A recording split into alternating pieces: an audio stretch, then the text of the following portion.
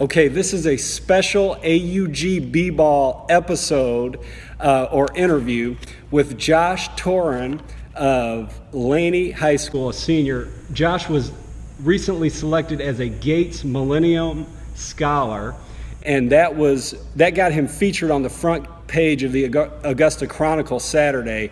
I had a lot of questions after reading the article. It really excited me to see somebody get this kind of award, and we'll talk about the award a lot. We'll talk about all the other recognition, or a lot of the other recognition Josh has attained, and hopefully this is something that people will like, and hopefully I'll be able to do more of it in the future.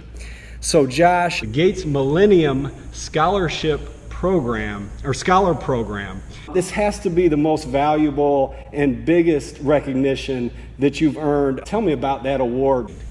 Well, the Gates Millennium Scholarship is probably the most significant of all awards I've ever received, just because it sets me up for college. Completely pays for everything. It leaves me with no cost and allows me just to focus completely on getting my work done, and allows me to just be able to have a stress-free college life. Well, I guess except for if I'm stressed about work, but yes, it doesn't make me stress about paying for college. It's just completely, it's taken care of, and just out of hard work and getting everything done, I'm good. So let's talk about some of that hard work. In the Augusta Chronicle feature, you talked about your mother bringing this opportunity to you as a fifth grader, and you guys deciding that's what your goal was going to be. Was it that cut and dry that at that moment you knew where you were headed? Well, as a fifth grader, I wasn't really well versed in college. I mean, I knew I wanted to go to college because that's what everyone said. You need to go to college after high school. Right. But I mean, I didn't really think about it until high school that, wow, I can really get everything paid for, just for meeting requirements and being able to tell a story about myself and have someone appreciate it enough to pay for my college.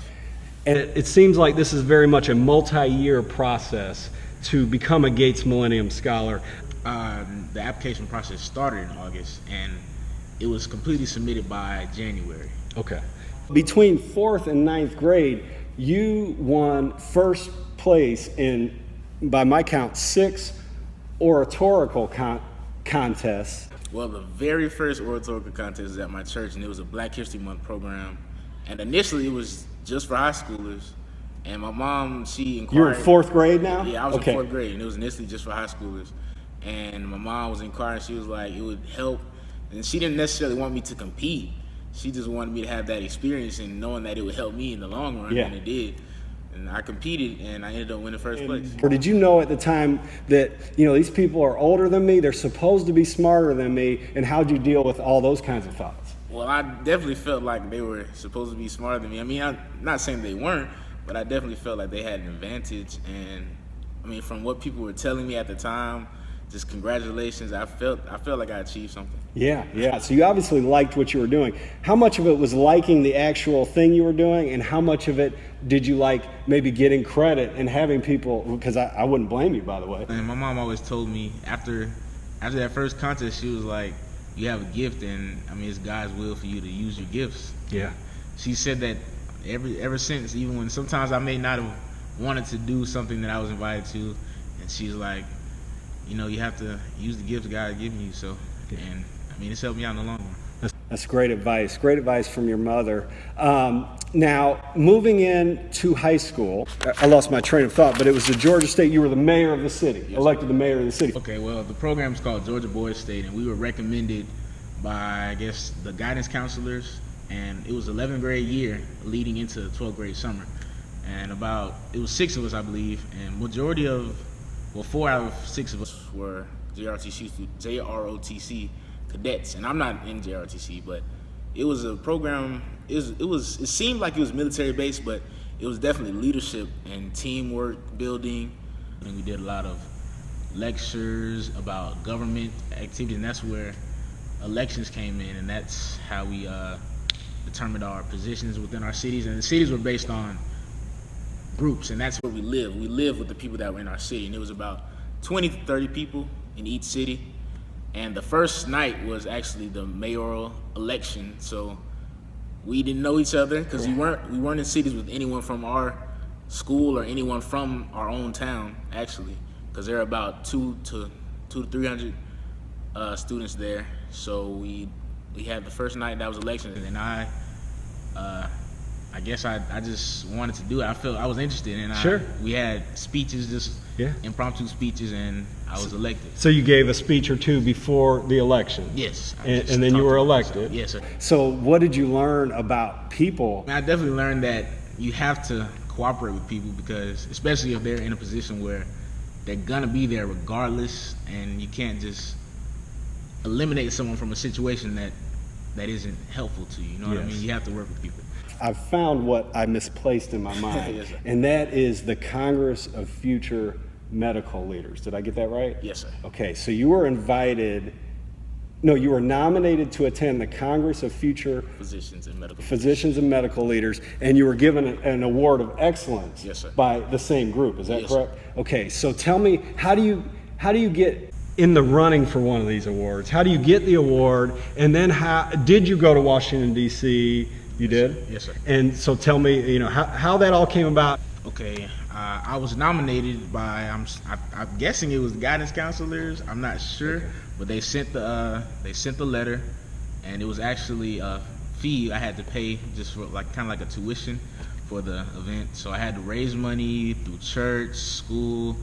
I set up a GoFundMe account, and we raised enough money, and I applied for a scholarship through the Congress of Future Medical Leaders and Physicians. And actually, it was a long trip trying to get there, because it was right around the time we had a large snowstorm here. Mm-hmm. So initially, 2014. Yes. Yeah. Initially, I was supposed to fly from Augusta to DC, but that was canceled because of the ice. So I had to drive to Charlotte. And Who drove you to Charlotte? My mom. Wow. We had to rent a of car, course. and we drove to Charlotte, and then we flew out. And then we actually had a delay going straight to DC, so we had to fly from Charlotte to New York.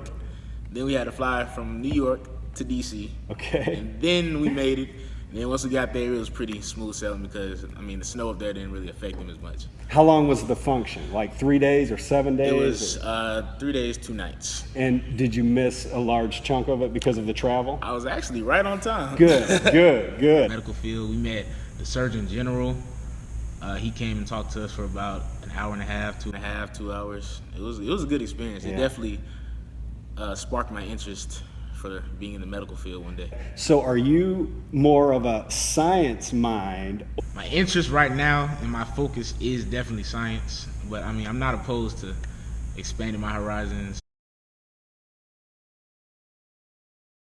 What is an average day like for you, like an average weekday? How much time do you put into your current studies, your future studies when it comes to earning all these awards and scholarships? Every day, I have to say at least 10 hours goes towards school, college applications, college scholarships now.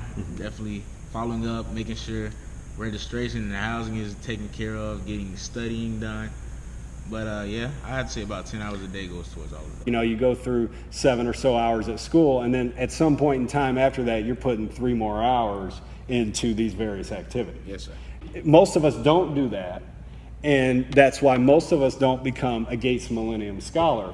The last month of high school, prom, graduation, what's on your mind as you cross this finish line? Well, this last month of high school has definitely been probably been the balance between the easiest and the hardest, just because coming up with finals, AP exams, but realizing that I achieved one of the biggest goals of my life. It's unbelievable, actually. Congratulations on everything. One of your classmates who I know, named Christian Keeling, I asked a lot of people for questions, but we have to go now. But I want to say what Christian said. I said, tell me something about Josh. That he's the best, he's Mr. Wildcat, and he thinks you can be president one day, and that you're a great role model for all your classmates. Pretty cool, right? Yeah, it is cool. Can't beat that. I appreciate his opinion. Okay, thank you, sir. All right, thank you.